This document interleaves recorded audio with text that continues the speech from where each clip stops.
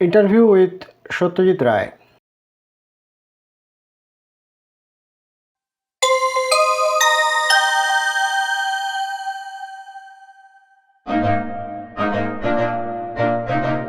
Question. I understand that in many of your films you have been at the camera yourself. Ever since The Big City, which I shot in 1962-1963, I have been operating the camera. All the shots, everything sitting by or standing by is no good for a director.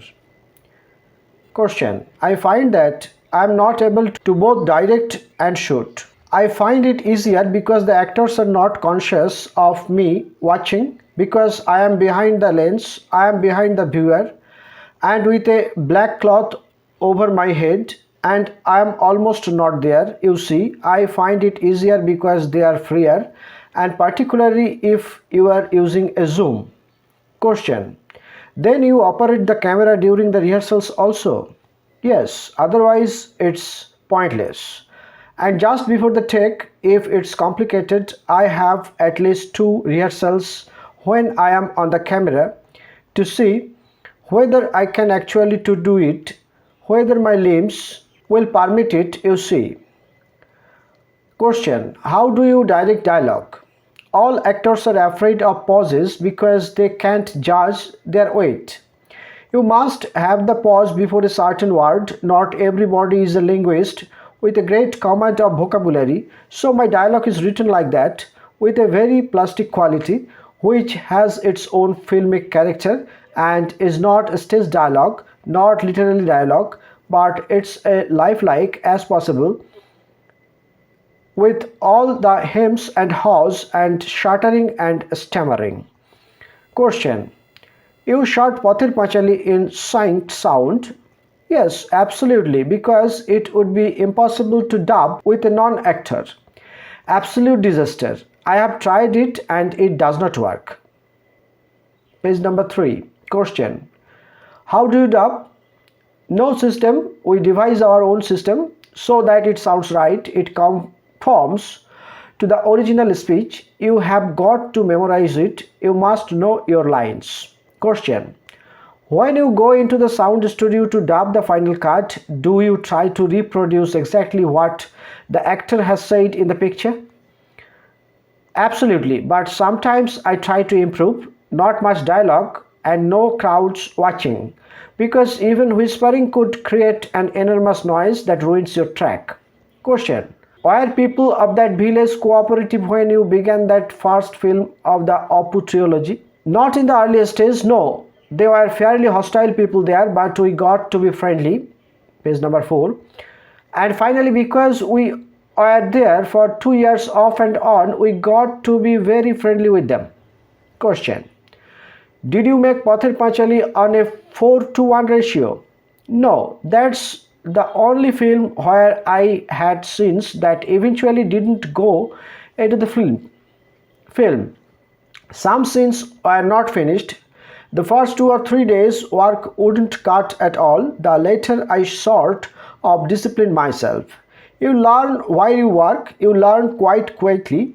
In fact, we are forced to be economical as you must when you have a ceiling to everything. Question. How did you manage to get relaxed behavior from non-professionals? Sometimes it's easier with non-professionals. I have no definite system. For example, the boy who played Apu in Pather Panchali, he was treated all along as a, page 5, puppet. Completely, he didn't know the story, only the vaguest outline, and it is really not a children's story. It's an adult thing with all the subtitles, really emotional. Question. You find actions to accompany speech constantly? Yes, unless it is a scene that demands absolutely no action at all.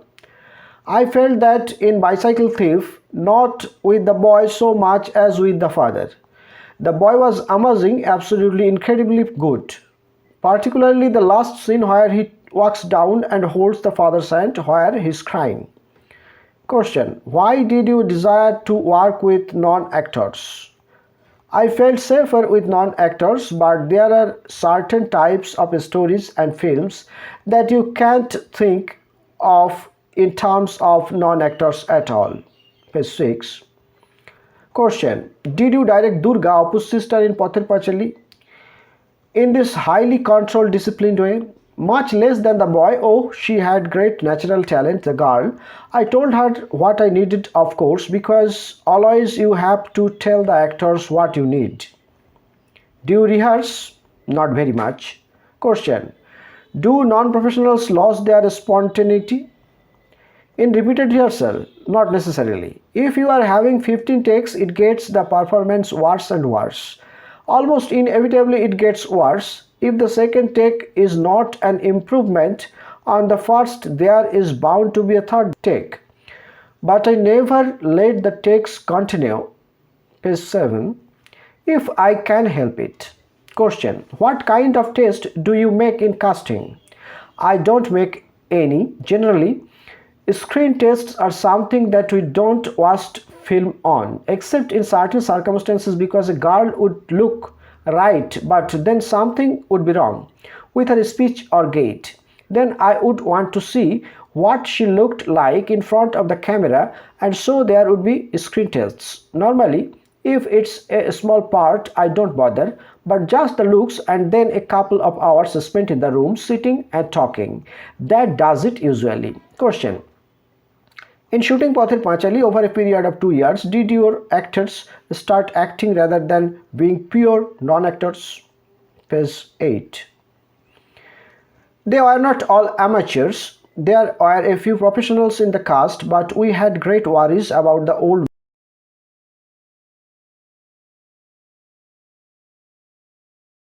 Omen because it took so long to make the film and you don't know what may happen in the meantime. Question. Are you also a musician? Well, sort of. Now that I have been composing, I have to call myself a musician. Music was my first love before film, even since my school days. Both Western and Indian classical music. I am very conscious of the musical aspect of the cinema. Question. Do you insist that your crew to be quiet on the set?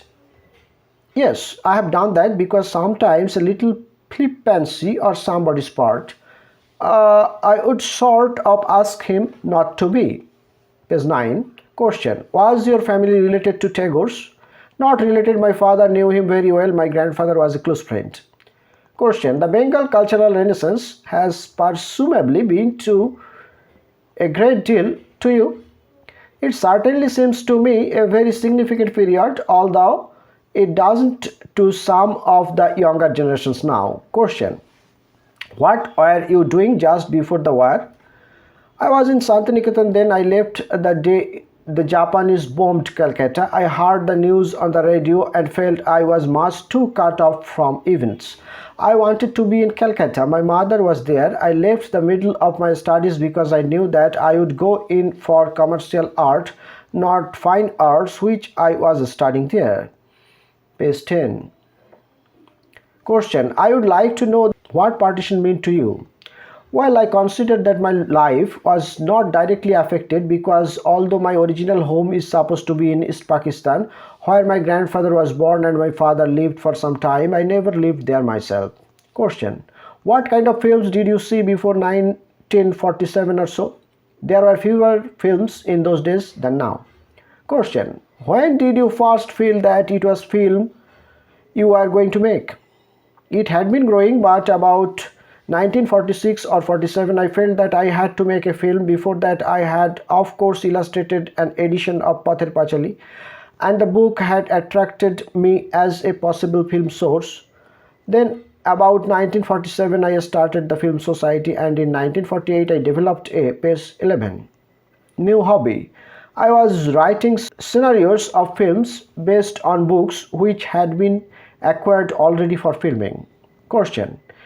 There are stories about you having to go to the pawn shop with your wife's jewels to be able to start Pather Pachali. Is there any truth in that?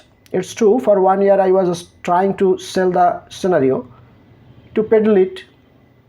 I went to all the producers listed in Calcutta, everybody without exception, and since nobody would buy it, I decided to start anyway, because we wanted some footage to prove that we were not incapable of making films. So I got some money against my insurance policies. We started shooting and that fund ran out very soon. Then I sold some art books, some records and some of my wife's jewelry. Page 12. Question. Have you written all your scripts yourselves? All of them, yes. I can hardly call it writing. Question. Is there much of an autobiographical element in the Apu trilogy? Certainly not in the first and third parts, but in the second part maybe. Question. How do you look upon the chief character in Jalsa Ghar, The Music Room 1958, this landlord who loves music and gets destroyed by his passion? It is a story about music and it's undeniable that the landlords, the Jamindars, are great patrons of music. The landlord in the film is portrayed as a figure. Question. Do you still live with Beethoven? Page 13. Not Beethoven anymore really, except maybe some chamber music, but Bach is always there and I am also extremely fond of Mozart. Question. Do you think the movies you have made up till now have been understood in the West? The best reviews of my films have been published in the West. Question. Man created God. My own feeling is that man created God, but you see there is always the mystery about the beginning of life and I like to think back and take my mind back right to the beginning of time. But I don't think that God is a useful thing to believe in. I don't see the necessity of that at all. Page 14. Question. Gandhi or Nehru, who is the greater man to you? I was closer to Nehru. I think I admire Nehru. I understood him better because I am also in a way a kind of product in East and West. Question. You have said that awards mean very little to you now. How do you feel after receiving the Oscar? Well, I had reached a point when awards mean less and less to me. But this I never expected. This comes as a sort of climax to my career because for a filmmaker an Oscar is like a Nobel Prize, you know. So I am very happy, delighted. Question. Do you still sketch? I have not resumed sketching. You see, I lost the use of my fingers. I have just started. Page number 15. Writing. My doctor said I could. The writing has come back. Do you see modern American films? Unfortunately, I haven't seen any recent American films because I have stopped going to the cinema. We watch films on video and concentrate on the 40s and 50s Hollywood films which my son never had a chance to see and from which I learned so much. Question. Who are the Indian actors and actresses that you would like to work with? There is no one in Bengal. There is a tremendous dearth of new acting talent here. What you need are new, young, attractive and intelligent actors and actresses. Question. And in Bombay, page number 16. I admire Nasiruddin Shah and Nana Patekar. Question. Have you ever thought of making a film with Amitabh Bachchan? I admire him greatly but I stick to Bengali films. Question. But Bachchan speaks Bengali. A little Bengali wouldn't. If he appears as a non-Bengali, he would have to speak a fractured Bengali. Unfortunately, we live in two different worlds. He in the world of Hindi cinema and I in the small world of Bengali cinema. But who knows? Question. Why have you become so touchy about criticism these days? Every creative person all over the world has been very touchy about criticism. I am no exception. Page number 17. Question. How long do you want to continue making films? As long as I live, I hope. As long as my health permits, because I am a heart patient and one never knows. The interview ends here. Subscribe and hit the bell notifications to get updates about the new videos. Bye.